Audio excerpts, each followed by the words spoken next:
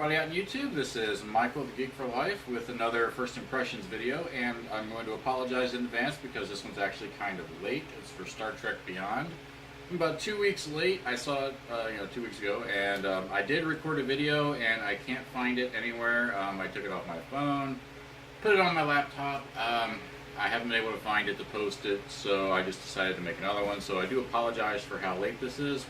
Also, there will be spoilers, so if you wanted a spoiler-free impressions video, that's not me.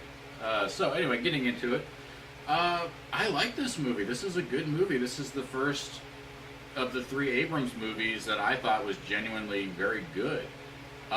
It probably the best thing about it, it felt like a Star Trek movie. I don't know if I can really put that in words. It's kind of like with Star Wars The Force Awakens. It was the first time since Jedi that it felt like a Star Wars movie, and so Star Trek Beyond is very much that same thing. So I was very happy with that. You could definitely tell Simon Pegg is a big fan. He definitely knew what he was doing. The little homages, the little Easter eggs in this movie were perfect.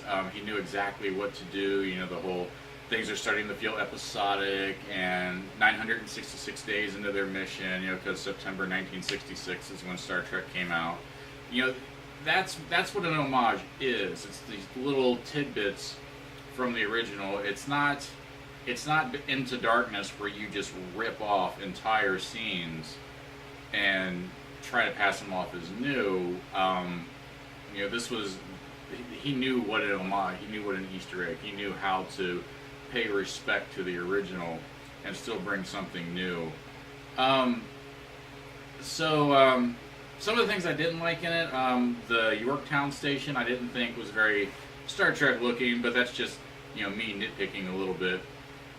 And I thought toward the end, the USS Franklin, it didn't make much sense that it was the first Warp 4 ship, even though it was clearly built long after the NX class, which was the first Warp 5 ship, and it's like, why would you build the first Warp 4 ship after the first Warp 5 ship, or something, and it's like, okay, that doesn't make much sense. And I did notice that after they rescued the crew of the Enterprise and they put them on the Franklin, which is a very small ship by comparison, they really weren't around that much. I mean, they didn't explore much of the Franklin, but afterwards when they were looking around the ship, there weren't very many crew around, so it's like, I don't know where they were at.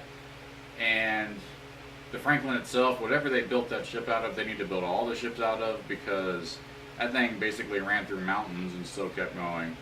But those are just the nitpicks. I mean, obviously, I really like this movie. It is my favorite of the Abrams movies. The things I liked about it, they really got the dynamic of the cast right on this one. They finally brought McCoy back to the forefront and made him part of the triangle. You know, you got Spock, the logical brain, McCoy, the emotional heart, and then Kirk as the leader. And that's the trifecta that they need to have to make Star Trek work. And you know, in the last 2 films, they pushed McCoy to the back. They brought Uhura up, and I'm pretty sure the reason is because it's 21st century and they can't all be dudes anymore. And I understand that, but that's not what made it work in the first place. You needed that triangle, that dynamic, the brain, the heart, and the leader. That's what made it work. And Spock and McCoy played off of each other so well. They did such a great job with that. Kirk was better in this one. He wasn't. It seemed like, you know, like I said, Simon Pegg, he knew what he was doing, and he made him into an actual Captain Kirk instead of just what some people think Kirk is, which is just this very successful frat boy, like was in the first 2 Abrams movies, and like he was an actual captain in this one, and that was good. Oh, actually, in Into Darkness, he did a pretty good job too, at least towards the end. The bad guy in this, kind of on par with the Abrams villains. You know, he's sort of two-dimensional. There's not much to him.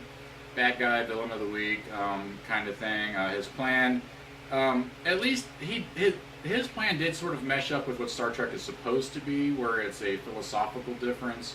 You know, he was around before the Federation and into the Federation's founding, and he had very much a military background, and this whole peace through unity thing that the Federation represents was something that he personally just didn't like. And you know, I like that part of it because it is this philosophical disagreement, and so you know, Kirk has to take the, you know, unity is good side, and of course Krull, who's the bad guy, has to take the other side.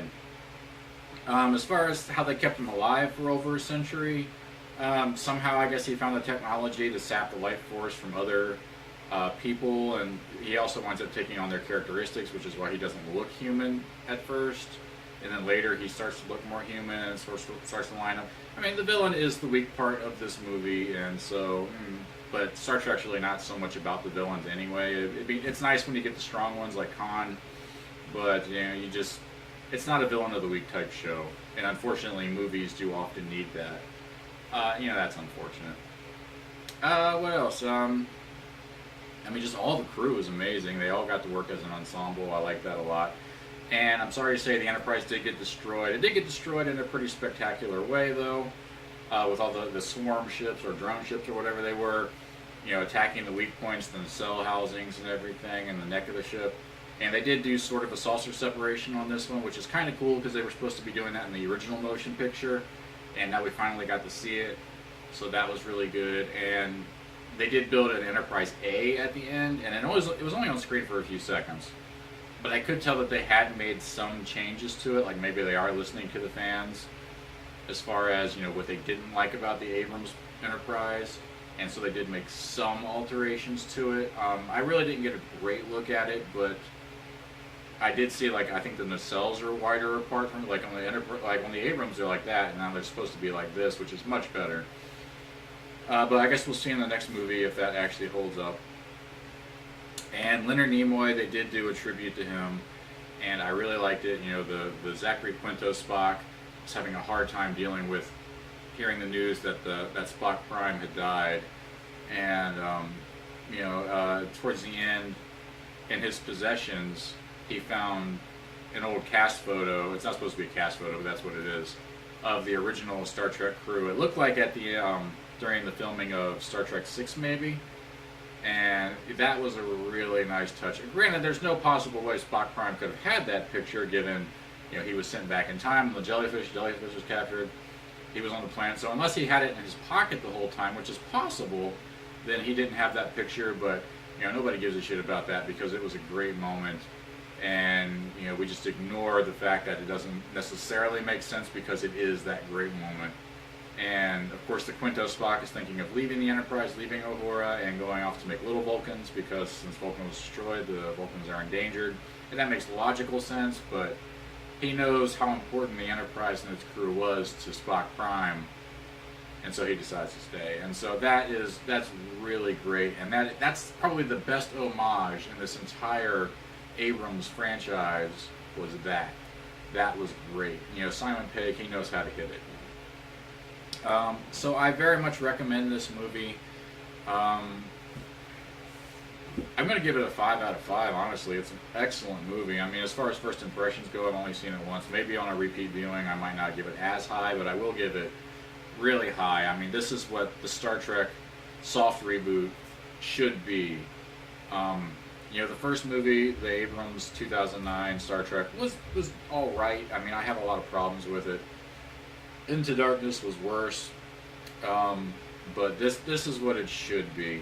And I keep calling it an Abrams movie because it's part of the Abrams reboot. Anyway, he does have a co-producer credit or something on there, but he really didn't have that much to do with it.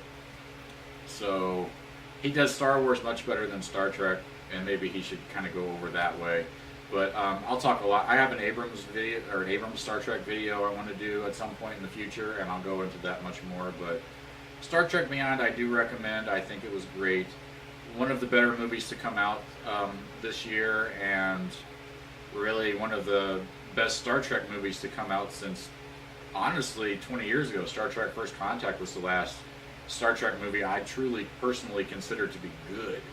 Insurrection, Nemesis, 09, and Into Darkness, none of those are really that great. And so this is the best one for 20 years that we've had. And so it's really great to see it starting to come back. And I guess that's it. Thanks for watching. I'll talk to you all later. Let me know what you thought of the movie. Bye-bye. Congratulations, you've made it to the end of my video. Thank you very much for watching. If you like what you saw, feel free to subscribe. I'm always doing more videos. Press the like button if you like this one. Leave a comment, and I'll be sure to get back to you as soon as I can. And also, there is a way to support your favorite YouTubers, including me, I hope, financially, without dipping into your own pocket, and it's actually very simple. YouTubers get paid by interactions with the ads. It doesn't matter how many views the video gets, it matters how many times people interact with the ads. So, if you'd like to contribute financially to your favorite YouTubers or your favorite YouTube videos, you can watch that little commercial ad at the beginning of the video, or you can click on one of the little banner ads that show up at the bottom. I know most people just click them away or skip the ad, but honestly, if you interact with them, the advertisers will actually give that YouTuber a little bit of money. So that's a great way to help out without dipping in your own pocket, and you can't lose with that. Thank you very much for watching again. I'll see you all later. Bye bye.